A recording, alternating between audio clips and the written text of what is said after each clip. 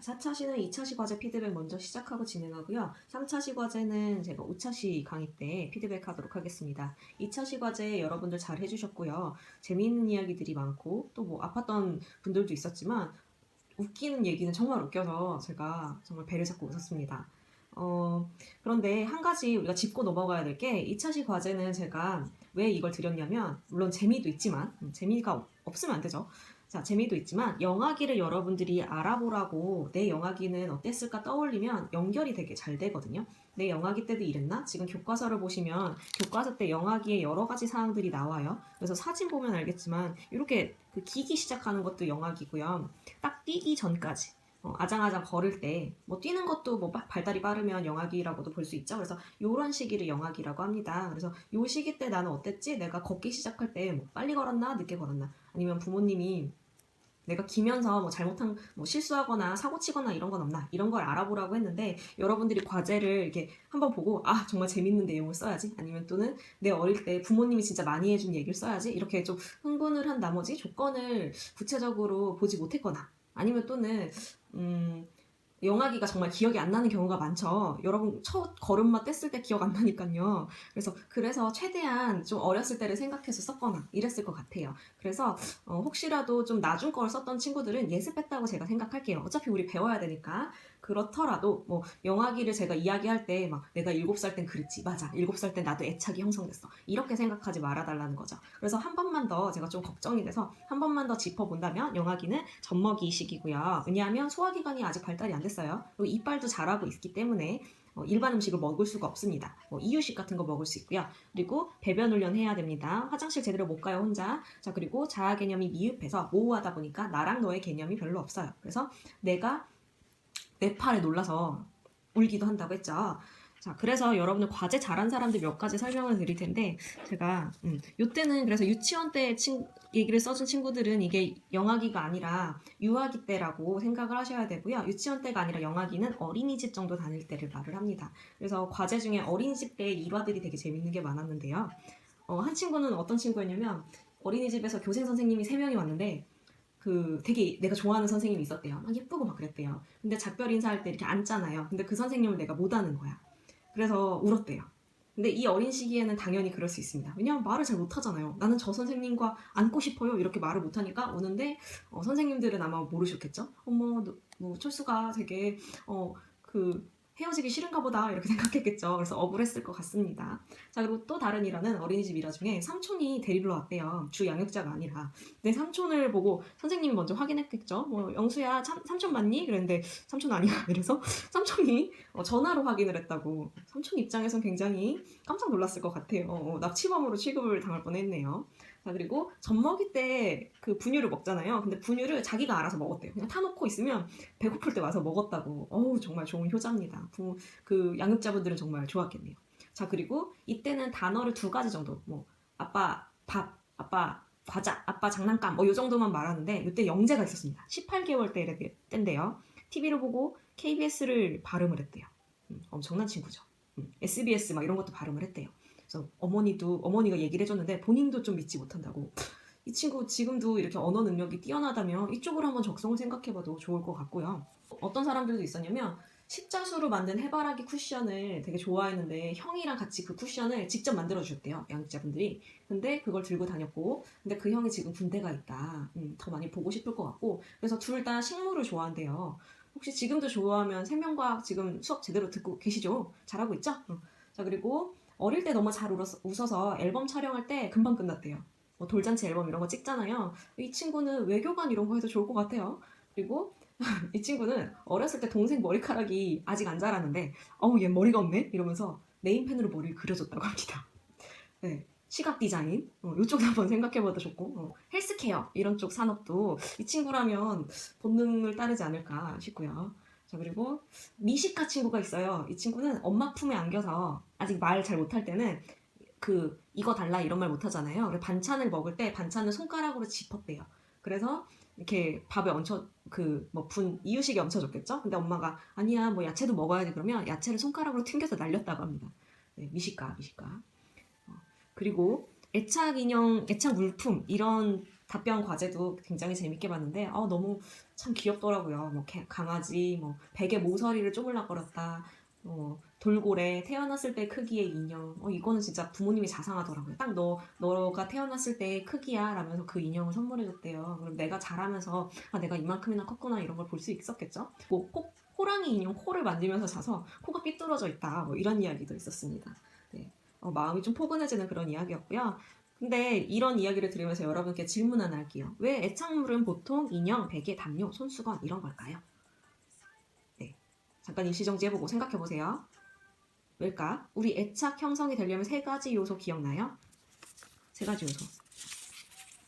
자, 타노스는 6개의 그 인피니트 스톤이 필요하지만 애착 형성은 세 가지 요소만 있으면 됩니다. 그 중에서 세 번째 신체 접촉이 중요하다. 왜냐하면 아이는 청각, 시각 이런 것보다 촉각이 많이 발달되어 있기 때문에 촉각에 따라서 구분을 좀 더 잘합니다. 그래서 좋아하는 그 담요를 만지면 안정감이 들고 좋아하는 인형을 만지면 안정감이 들어요. 그래서 신체 접촉을 통해서 애착 형성이 잘 이루어지기 때문이다 라고 답을 드리면 좋을 것 같습니다. 그래서 우리 과제를 하셨다면 그때 촉감을 활용할 수 있는 그런 기능을 넣으셨다면 좋은 과제 답변이 되지 않았을까 싶어요. 자, 그러면 우리 지난 시간 배운 내용 좀 많이 어려워하셨을 것 같아요. 실제로도 제가 좀 친한 학생들한테 강제로 틀어주고 후기를 피드백을 받았는데 전에 수업보다 좀 어려웠다고, 뇌에 힘을 주는 그런 수업이었다고 해서 복습 한번 합니다. 영아기는 울어요.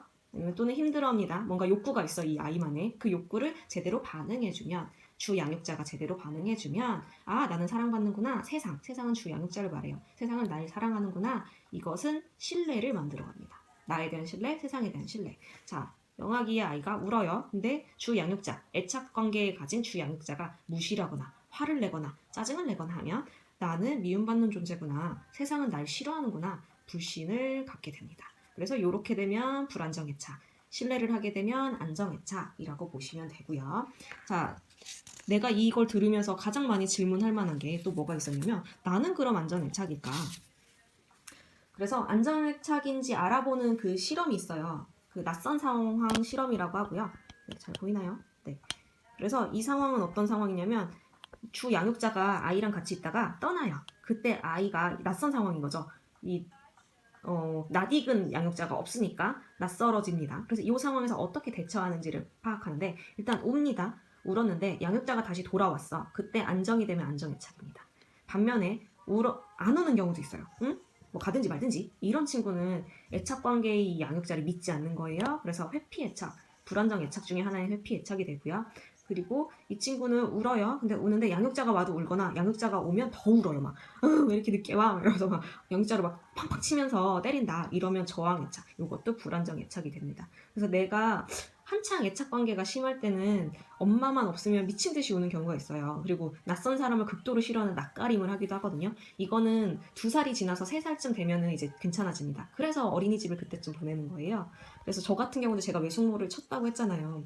제 학생이 외숙모 너무 불쌍하다고 이랬는데 네, 그때는 제가 애착관계가 굉장히 극도로 심했기 때문에 낯가림이 심해서 그런 겁니다. 네, 지나가는 과정이에요. 제가 지금은 그렇지 않아요. 내가 어렸을 때 어땠는지 생각을 하면 좋을 것 같고요. 안정애착이 그렇게 많은 게 아니에요. 전에도 얘기했지만 안정애착은 전체 그 미국인들을 가지고 실험한 결과 70%밖에 안 되고요. 30%는 불안정애착입니다. 그래서 힘들다.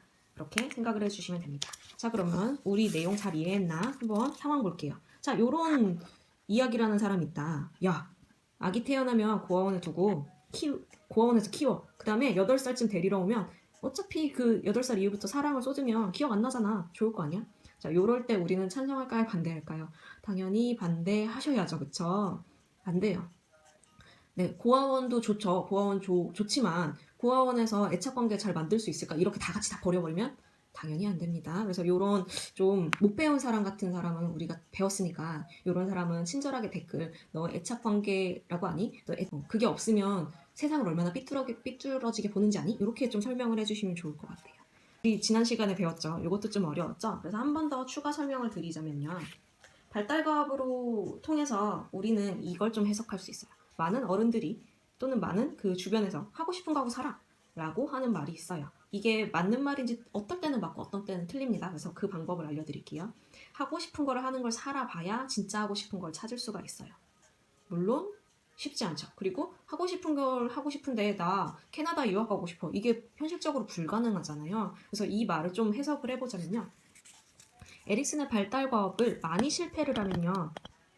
어떤 게 생기냐면 내면의 결핍이 생겨요. 예를 들어서 신뢰라는 게 사라진 거죠. 신뢰가 부족하면 신뢰감 결핍이 되겠죠. 애정 결핍이라고도 하고요. 그러면 사람은요, 우리 몸에서 이 친구가 얘가 성장을 해야 되는데 신뢰가 없잖아. 신뢰감을 쌓게 관심을 많이 받게 하자. 관종이 되게 만들자. 이렇게 생각을 우리 몸에서 만들어집니다. 근데 이게 좋은 방법은 두 가지가 있어요. 그럼 관심을 많이 받게 해서 내가 뭐 인기가 많게 내 몸을 꾸민다던가 아니면 뭐 사회성을 높인다던가 이렇게 채워서 해소를 하면 됩니다. 그러면 괜찮아요.